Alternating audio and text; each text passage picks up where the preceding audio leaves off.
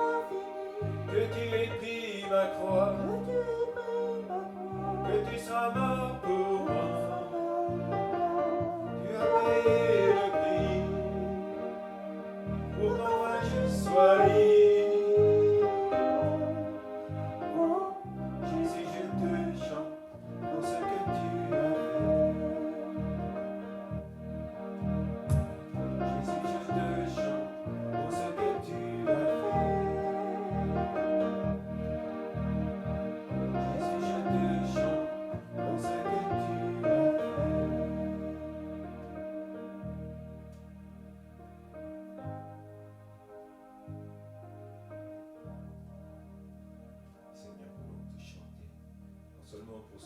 fait, mais pour ce que tu es, Jésus.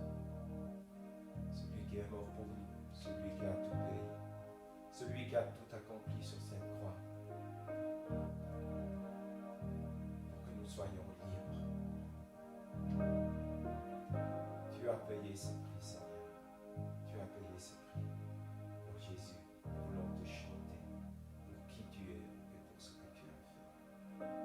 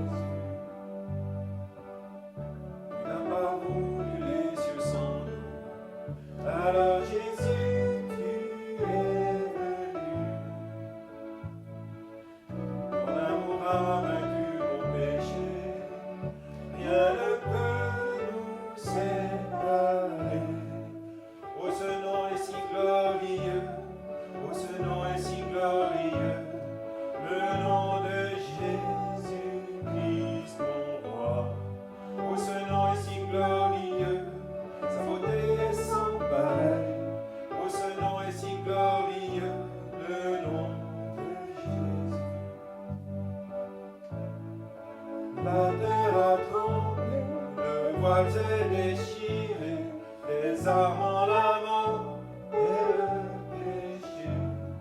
Les cieux chantent ta gloire, l'écho de ta victoire, car tu es le Dieu ressuscité.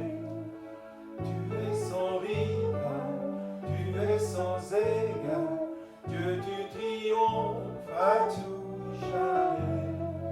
À toi soit le règne, à toi soit la gloire, ton nom surpasse tout autre nom.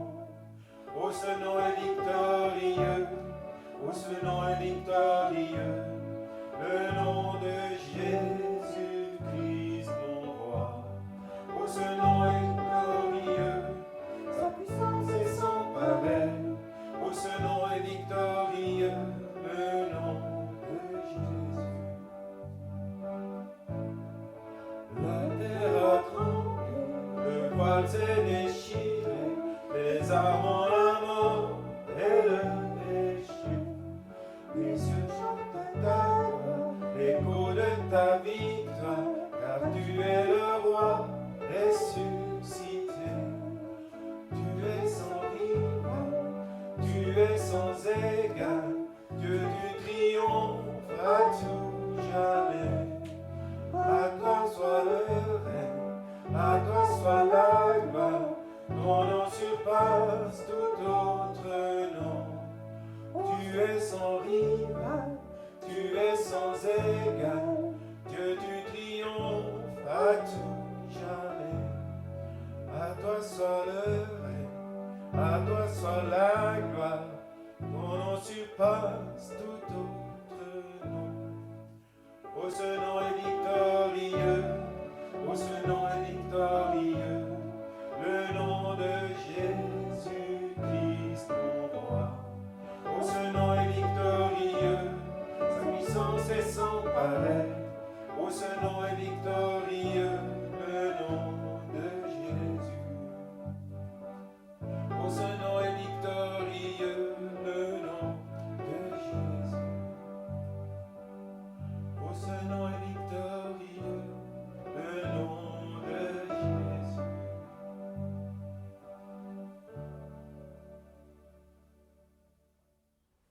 Eh bien, ce matin, j'aimerais vous parler du courage et du découragement.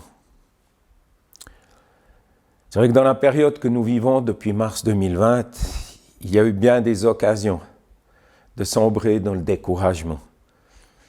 Il y a tant d'informations contradictoires, tant d'informations anxiogènes. On ne sait plus qui écouter, on ne sait plus qui croire. Mais je pense spécialement à tous ceux qui ne connaissent pas notre Seigneur, lui qui est la source de notre paix, la source de notre joie. Et pourtant, nous rencontrons dans nos églises des gens secoués dans leur foi et dans leur sérénité, inquiets de l'avenir, inquiets de ce qui va se passer. C'est pourquoi je désirais vous parler du découragement ce matin. Vous allez peut-être me dire, mais est-ce qu'en tant que chrétien, j'ai le droit d'être découragé ? Mais évidemment, oui. Nous le verrons plus tard au travers des textes bibliques. J'ai entendu ce message début décembre 2020. Il était donné par Vincent Fernandez, un ami pasteur, et je vous le retransmets avec son autorisation. Mais commençons tout d'abord par les définitions du dictionnaire. Découragement, perte d'énergie, abattement, démoralisation, aucune envie d'agir ou de se mettre en route. Perte de courage, avec les synonymes comme accablement, lassitude, désespoir, dépression. Et que nous dit le dictionnaire pour courage, fermeté, force de caractère qui permet d'affronter le danger et les épreuves, ardeur mise à entreprendre une tâche ou une mission. Le mot courage vient du vieux français corage, donc du latin cor qui veut dire cœur et du suffixe age. Dans le découragement, en perdant courage, nous perdons le cœur, nous perdons le désir, nous perdons cette envie de nous mettre en route. Le découragement peut arriver même aux meilleurs des serviteurs de Dieu. C'est arrivé à Élie, c'est arrivé à Moïse, c'est arrivé à de nombreuses personnes dans la Bible. Et je suis sûr que tous, un jour ou l'autre, nous avons passé par un temps de découragement, un temps de perte de courage. Et parfois, on se sent dans un passage où tout semble aller de travers. Alors on prie, on se relève, on se remet en route jusqu'à la prochaine fois. Oui, ça arrive à tout le monde, personne n'y échappe. Il y a même un texte prophétique dans la parole de Dieu qui parle de Jésus et de son ministère, et ce texte est vraiment interpellant. C'est dans Ésaïe, au chapitre 42, les versets 3-4. Il ne casse pas le roseau courbé, il n'éteint pas la flamme qui devient faible, mais il fait réellement connaître le droit. Il ne se découragera pas, il n'abandonnera pas avant d'établir le droit sur la terre. Les peuples éloignés désirent recevoir son enseignement. Nous découvrons au travers de ce texte prophétique que même Jésus a été confronté à cette réalité. S'il est parfaitement Dieu, il est aussi parfaitement homme. Et en tant qu'humain, il a dû quelquefois être affecté par le découragement, mais il ne s'est pas découragé. Alors, pour être un peu plus pratique ou un peu plus concret, posons-nous la question, comment le découragement arrive? Est-ce que soudain le diable arrive et nous enveloppe et nous mange tout cru? Personnellement, je pense que c'est moins compliqué que ça et que c'est moins mystique qu'on ne se l'imagine. Quelle est la première cause? Qu'est-ce qui ouvre la porte au découragement? Pour le découvrir, réfléchissons. Lisons la Bible, écoutons le Seigneur, mais écoutons aussi nos propres vies. En découvrant des textes de la parole de Dieu, nous nous rendons compte qu'il y a des situations répétitives, constantes et cycliques. Lisons ensemble dans Nombre, au chapitre 21, les versets 4 et 5. Les Israélites quittent la montagne de Hor. Ils vont dans la direction de la mer des roseaux pour éviter le pays d'Édom. Mais pendant qu'ils marchent dans le désert, ils se découragent. Ils se mettent à critiquer Dieu et Moïse. Pourquoi est-ce que vous nous avez fait quitter l'Égypte? Pour nous faire mourir dans le désert? Ici, il n'y a pas de pain, pas d'eau, et cette nourriture horrible nous dégoûte.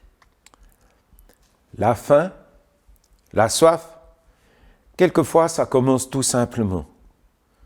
Tout va bien quand on a le ventre bien rempli.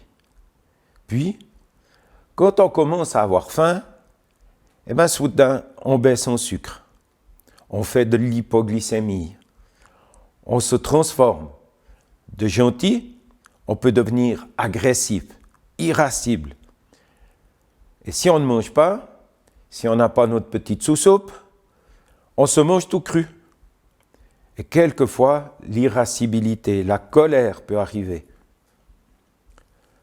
Lorsqu'on est épuisé, lorsqu'on arrive au bout du rouleau, lorsqu'on est fatigué, alors à ce moment-là, on se décourage. Ce texte des Nombres nous parle du peuple d'Israël qui se décourage et qui s'impatiente. Il a perdu le courage, il a perdu le cœur. Et son âme, selon le texte hébraïque, est dégoûtée. Lisons maintenant dans 1 Samuel, chapitre 17, les versets 10 et 11. Vous connaissez tous ce texte où il y a Goliath, le Philistin, qui confronte toute l'armée d'Israël. Goliath ajouta: « Je lance aujourd'hui ce défi à l'armée d'Israël. Envoyez-moi un homme et nous nous affronterons en combat singulier. » Quand Saül et toute son armée entendirent ces paroles du Philistin, ils furent démoralisés. et une grande peur s'empara d'eux. Oui, les Israélites sont démoralisés, ils ont une grande peur, ils perdent courage, ils se sentent perdus. Mais le Seigneur est toujours là pour nous encourager et nous relever. Nous le découvrons dans Deutéronome au chapitre 1, le verset 21, et c'est le Seigneur qui nous parle.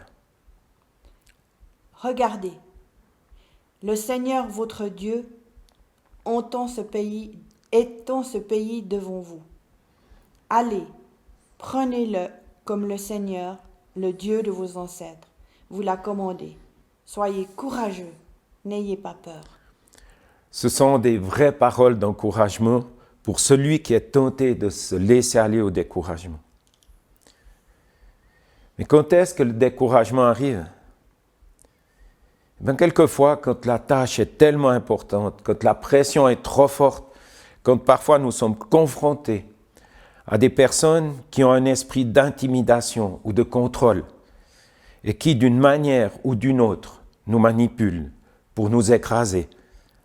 À ce moment-là, il est si important, voire vital, d'entendre, d'écouter la parole du Seigneur qui nous encourage et nous relève.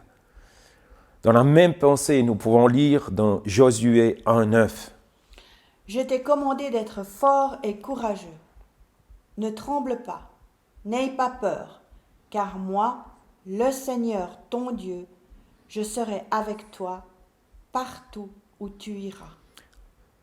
Dans ce texte, il y a des verbes à l'impératif. Je t'ai commandé d'être fort. Quelquefois, on pense que ça va venir de l'extérieur. Mais dans ce texte, nous découvrons qu'il y a une autre facette. La vie vient aussi de l'intérieur. Nous avons aussi quelque chose à faire. Le texte dit « Fortifie-toi, reprends courage ». Et de temps en temps, nous avons besoin de parler à notre cœur. Est-ce de l'autosuggestion ? Pas du tout. C'est la déclaration qu'à l'intérieur de notre cœur, le Seigneur habite. Et s'il habite en nous, alors nous avons parfois besoin de se parler à nous-mêmes. Comme le psalmiste qui déclarait « Mon âme, pourquoi t'as battu et gémis-tu au-dedans de moi? Espère en Dieu. » Ce texte est surprenant, c'est une forme poétique absolument extraordinaire. Et oui, quelquefois, on a besoin de se parler à soi-même, on a besoin de s'auto-encourager. Mais quelquefois, on a tendance à se dire des bêtises du style « Mais qu'est-ce que tu es bête! Là, tu as encore complètement loupé, tu t'es planté. » Alors mes amis, si nous avons cette tendance à être négatifs dans nos pensées, il faut changer notre manière de penser et de se parler.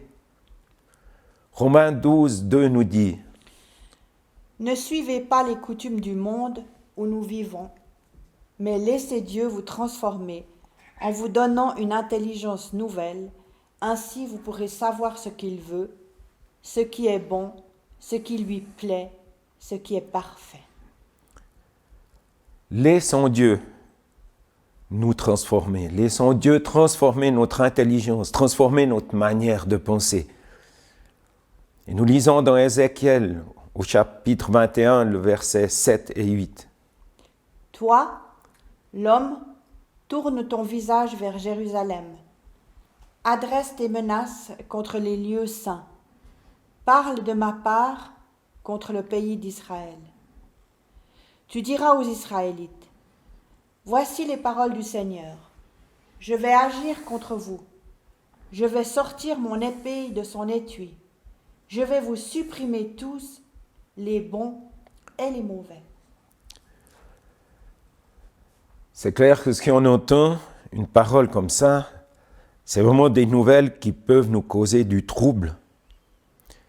Et en ce moment, tous les jours, tout le temps, on entend parler de pandémie, d'épidémie, de mort, etc. Eh bien moi je vous dis, les médias ont réussi à nous effrayer. Et pourquoi je dis ça ? Par exemple, si je vais dans un magasin, je regarde les personnes autour de moi. Mais si mon masque est un peu de travers ou trop bas, au travers du regard des autres, j'ai l'impression de me retrouver face aux gendarmes.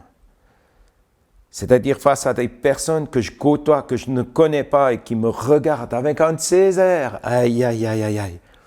Comme si j'étais le pire des malfaiteurs. Alors j'ai envie de leur dire, oh, on se calme, hein. Tout va bien. On est au moins 8 mètres l'un de l'autre, hein. Mais la peur s'est installée, qu'on le veuille ou non. Et je n'ose même pas imaginer que pendant ce temps, nos enfants sont en train de se développer dans ce climat de peur, d'angoisse. Et ça craint. Et si nous, chrétiens, nous ne prenons pas une position claire face à cette peur, et là, je ne dis pas de devenir olé olé, d'être téméraire ou de faire n'importe quoi. Je ne dis pas ça. Cette peur est quelque chose qui doit être conquis. Pas en parole ou en cri, non, non, non. La victoire est à l'intérieur. La victoire commence à l'intérieur de nous, car Christ est à l'intérieur de nous. Et si nous perdons la victoire à l'intérieur, c'est comme si nous perdions Christ, donc nous perdons la victoire aussi à l'extérieur de nous. Souvenons-nous de cette histoire de David et Goliath.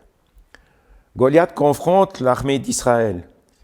Tous les soldats israélites tremblent de peur, ils sont découragés. Et savez-vous pourquoi ça a commencé? Parce que le roi Saül avait perdu la victoire à l'intérieur de lui. Il avait gravement péché contre le Seigneur. Et en péchant, il avait perdu l'autorité. Et quand on perd l'autorité, on perd le cœur. Et quand on perd le cœur, on se décourage. Et comme le roi Saül avait perdu le courage à l'intérieur, alors les soldats, à l'extérieur, se sont aussi découragés. Ils étaient vaincus. Et il a fallu que de l'extérieur arrive un petit David qui sortait de derrière ses moutons. Et David se lève et fait des déclarations qui ont radicalement changé l'ambiance spirituelle dans le camp d'Israël. Bien que nous ne soyons pas médecins, au travers des nouvelles que nous entendons, nous savons bientôt par cœur plein de termes médicaux. Bien que nous ne soyons pas des scientifiques, nous commençons à connaître par cœur les discours des scientifiques. Quand on se rencontre entre amis, on peut parler pendant des heures des dernières confrontations entre les sciences de recherche. Moi, je vous le répète, les médias ont réussi à nous ficher la trouille, à semer le doute, à semer la confusion. Et la différence que nous pouvons faire en tant qu'enfants de Dieu, ce n'est pas que les gens changent, ce n'est pas de changer les gens. Non, non, non. La différence à faire, c'est que l'Église, avec un grand E, prenne sa position. Que nous, en tant que disciples de Christ, nous prenions aussi notre position pour changer par notre comportement l'atmosphère spirituelle qui nous entoure. Mes amis, nous les disciples de Jésus, nous ne devons pas être comme des thermomètres qui se refroidissent quand l'atmosphère devient glaciale. Nous les disciples de Jésus, nous devons être des thermostats. C'est à nous de changer, de réguler la température spirituelle autour de nous. Sinon, qui le fera? Oui, il peut y avoir des nouvelles qui nous secouent. Imaginez par exemple un médecin en blouse blanche qui vous regarde et vous annonce tout de go que vous avez une maladie très grave.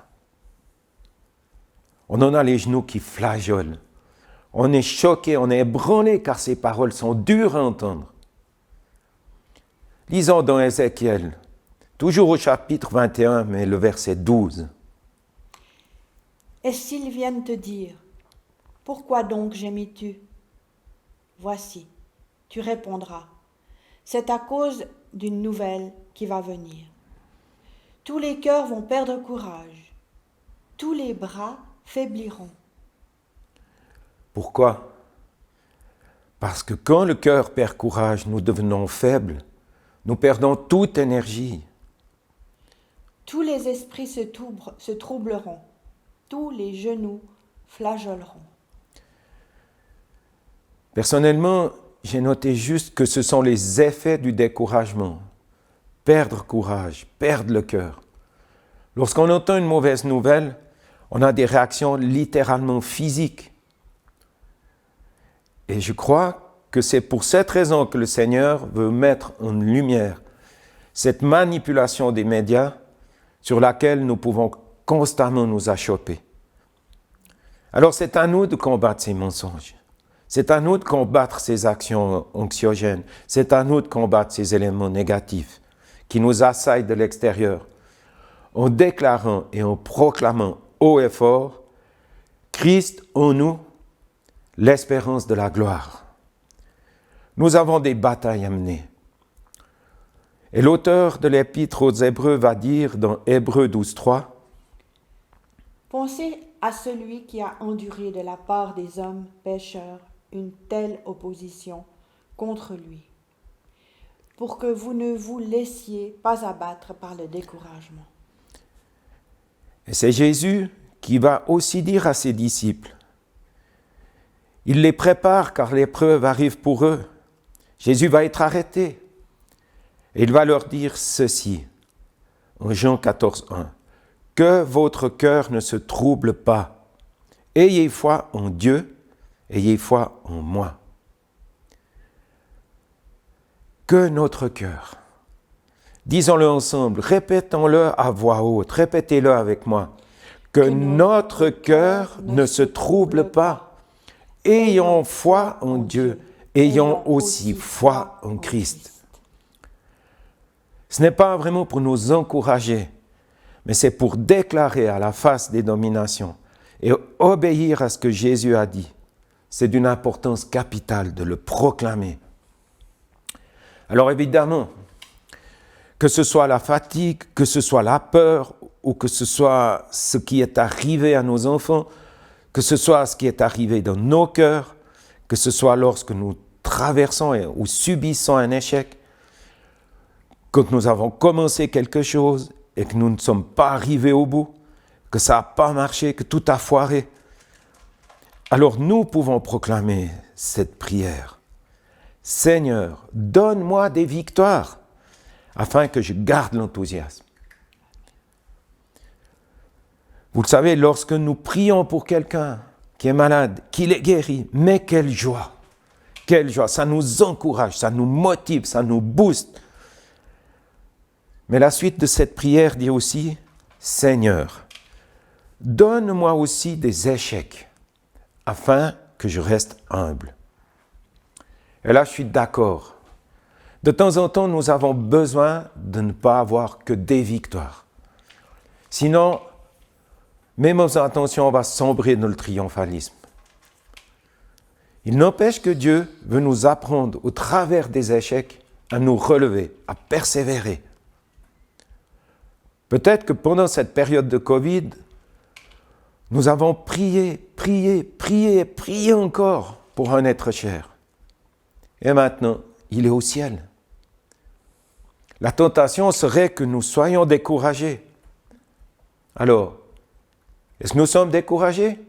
Pas du tout. Est-ce que nous nous posons des questions? Pas du tout. Cependant, nous pouvons reconnaître que dans notre cœur, il y a de la tristesse pour cette personne qui est partie. Une tristesse pour la famille. Cette personne que nous aimions, que nous ne retrouverons que là-haut plus tard. Mais non, nous ne sommes pas découragés. Nous ne sommes absolument pas découragés. Nous devons simplement être attentifs à ce que nos émotions, même les plus tristes, ne nous envahissent pas, au point que nous ne soyons plus opérationnels pour le Seigneur. Et si nous avons de la peur, nous devons la confronter. Et ça, c'est une réalité que nous vivons tous, à un moment ou à un autre. Pour poursuivre dans cette méditation concernant le découragement, je me souviens que j'ai lu le texte du prophète Élie lorsqu'ils sont dormis, couchés, découragés, au point de demander à Dieu de reprendre sa vie, alors qu'il venait de remporter une immense victoire face aux 400 prophètes de Baal. Et là, j'ai vraiment compris que ce qu'Élie vivait était purement spirituel. Je suis convaincu que cette journée avait dû être pour Élie une journée terrible, épuisante dans ce combat spirituel. Alors nous avons besoin, de temps en temps, de nous rappeler que nous sommes des humains et que nous avons besoin de nous reposer. Attention, si nous avons besoin de nous reposer, ce n'est pas notre lit qui doit nous commander. On a besoin de savoir prendre du repos afin de se relever en pleine forme. C'est vrai, parfois, on a besoin de s'arrêter, d'être attentif. Nous ne sommes pas des surhommes ou des surfemmes, nous sommes des humains.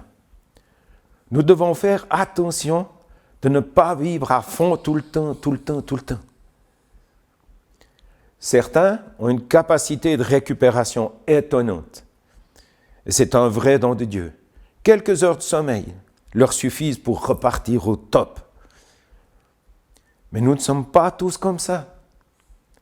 Ceux qui ont reçu cette faculté de récupération ne doivent pas juger les autres, s'impatienter sur ceux qui ont besoin de plus de temps de repos. Nous devons vraiment respecter les cycles que notre corps nous dicte. Si nous avons besoin de 7 heures, de 8 heures, de 9 heures de sommeil, ce n'est pas un problème. Respectons ce temps de repos. Je sais, ça paraît tout à fait basique, on peut lire ça dans n'importe quel bouquin ou article sur la santé, je sais. Mais nous voyons, même Jésus a dit à ses disciples, et il y a ça plus de 2000 ans, « Venez, allons ». Et il les prit à l'écart pour se reposer. Nous voyons aussi Jésus fatigué, qui dort dans la barque alors qu'elle est chahutée par la tempête. Il était fatigué, il se reposait. Si Dieu a instauré dans le Premier Testament un jour de repos, le Shabbat, certes il y a une partie spirituelle, incontestable, mais il y a aussi un besoin de se reposer physiquement. Alors attention, ne faisons pas les malins en pensant que nous sommes des costauds et que nous nous reposons alors que nous ne le faisons pas. Se reposer même un petit peu, c'est tellement important afin d'être efficace pour Dieu. Spécialement pour ceux qui sont engagés dans le ministère. Et j'aimerais rappeler ceci. Souvent, nous avons besoin de prendre autorité, d'être au combat. Ce n'est pas seulement psychologique, ce n'est pas seulement afin de ne pas tomber dans l'hypoglycémie, ce n'est pas seulement parce que notre agenda prend le dessus sur nous. Soyons attentifs, nous avons tous un ennemi commun qui attend toutes les occasions pour nous affaiblir et profiter de notre fatigue pour nous attaquer. Nous avons besoin de résister aux puissances des ténèbres. Maintenons une distance de sécurité, on connaît ça maintenant, avec l'excès d'activité. Maintenons une distance de sécurité afin de ne pas se laisser contaminer par le virus de l'activisme. Veillons à ne pas s'affoler, c'est tout un art. Personnellement, je ne pense pas qu'il soit simple de vivre tout seul. Même si on peut prendre toutes les décisions qu'on veut, nous avons tous besoin d'avoir un vis-à-vis, une autre personne, un disciple à côté de nous, qui parfois nous secoue un petit peu et nous regarde en disant « Tu as l'air un peu découragé, tu as l'air un peu fatigué ». Alors nous avons besoin d'écouter cette personne nous exhorter. Oui, nous avons besoin d'un vis-à-vis qui nous aime assez pour nous dire franchement et avec amour ce que nous n'avons peut-être pas envie d'entendre. En latin, vis-à-vis peut se dire adversus, qui a donné le mot adversaire. Moïse, l'ami de Dieu, voyait l'Éternel vis-à-vis, face à face, adversus. Et quand on rencontre Dieu, quand on le rencontre face à face, on peut parfois s'imaginer qu'il est notre adversaire. Parfois, il est nécessaire que quelqu'un de proche de nous nous dise des choses dont on se passerait bien. Je le dis pour ceux qui sont mariés. Nous le savons, des fois, notre bien-aimé ou notre bien-aimée nous donne un bon conseil que nous n'avons pas envie d'entendre.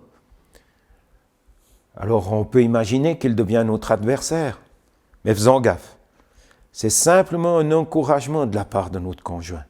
Par exemple, ton épouse te dit « Tu es fatigué, va te reposer dans ta chambre. » Est-ce que ça veut dire qu'elle ne t'aime plus? Qu'elle n'a plus envie de te voir? Pas du tout. Mais alors là, pas du tout. C'est surtout ton lit qui a besoin de te voir, afin que tu te reposes un peu. Surtout, veillons à ne pas faire les choses au dernier moment. Et je reconnais que ça m'arrive tout le temps, de traîner et de faire les choses à l'arrache au dernier moment. Mais je suis tellement reconnaissant, même si ça m'agace un peu, que Martine me secoue les puces, afin que je fasse les choses au bon moment. C'est nécessaire d'avoir un vis-à-vis qui nous secoue les puces. Alors prions ensemble. Père, je déclare ma bénédiction sur tous mes bien-aimés. Seigneur, merci pour ta visitation, pour les forces nouvelles que tu nous donnes, le courage nouveau que tu nous donnes. Nous en avons particulièrement besoin chaque semaine qui s'ouvre devant nous, chaque semaine qui va être pour certains une semaine déterminante. Seigneur, je te prie pour ceux qui ont été sous la pression du découragement, qui ont eu leurs yeux voilés. Seigneur, ouvre les yeux spirituels, qu'ils reçoivent de toi une sensibilité plus grande pour œuvrer et prendre de nouvelles décisions. Seigneur, merci. Que les cœurs qui ont été saisis par le découragement soient libérés, simplement parce que tu vis en nous. Seigneur, nous ne voulons pas nous forcer à faire pour faire, mais nous voulons apprendre à nous reposer sur ta grâce, sur ta puissance. Et à toi revient toute la gloire. Nous bénissons tous nos frères et sœurs qui nous écoutent en ce moment. Nous bénissons ceux qui sont éprouvés physiquement. Nous bénissons ceux qui sont éprouvés psychiquement. Nous bénissons ceux qui sont éprouvés dans leur esprit. Et nous déclarons le souffle de vie sur tous ceux qui nous entourent en ce moment. Seigneur, apprends-nous à vivre avec toi dans le présent. Seigneur, que nos projets soient tes projets, afin de ne pas nous disperser en nous enfermant dans notre réalité et dans des rêves qui ne sont pas de toi. Seigneur, aide-nous à vivre et à accomplir les responsabilités qui sont les nôtres aujourd'hui. Seigneur, nous voulons spécialement bénir les personnes âgées, les jeunes, les enfants de notre réseau. Nous invoquons ta protection divine sur chacun d'eux. Sois notre puissant antivirus. Nous te prions pour notre région, nous te prions pour notre pays, que les vagues de ton esprit nous inondent et que ce qui est en train de secouer notre pays en ce moment soit une occasion d'amener plusieurs personnes au pied de ta croix. Amen. Ce sera vraiment un miracle de ta part.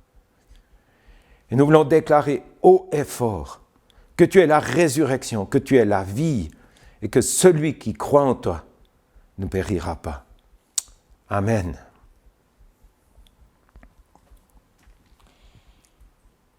Je voulais vous lire le psaume 103, à partir du verset 2. Oui, je veux dire merci au Seigneur, sans oublier un seul de ses bienfaits. C'est lui qui pardonne toutes mes fautes et qui guérit toutes mes maladies. Il arrache ma vie à la tombe. Il me couvre d'amour et de tendresse. Il remplit de bienfaits mes vieux jours. Il me donne une nouvelle jeunesse et j'ai la force de l'aigle qui s'envole. Un peu plus loin dans le verset 8, on peut lire encore « Le Seigneur est rempli de tendresse et de pitié. Il est patient et plein d'amour. » Amen. Merci pour ces paroles d'encouragement, ces paroles qui nous remettent du cœur à l'ouvrage. Et pour terminer ce temps de culte, et nous redonner du courage, nous redonner du cœur à l'ouvrage, nous vous invitons à chanter avec nous de tout votre cœur ce merveilleux chant qui dit « Compte les bienfaits de Dieu, mets-les tous devant tes yeux, tu verras en adorant combien le nombre en est grand. » Soyez bénis, soyez renouvelés, encouragés par la chaleur et la puissance de l'amour de Dieu. Amen.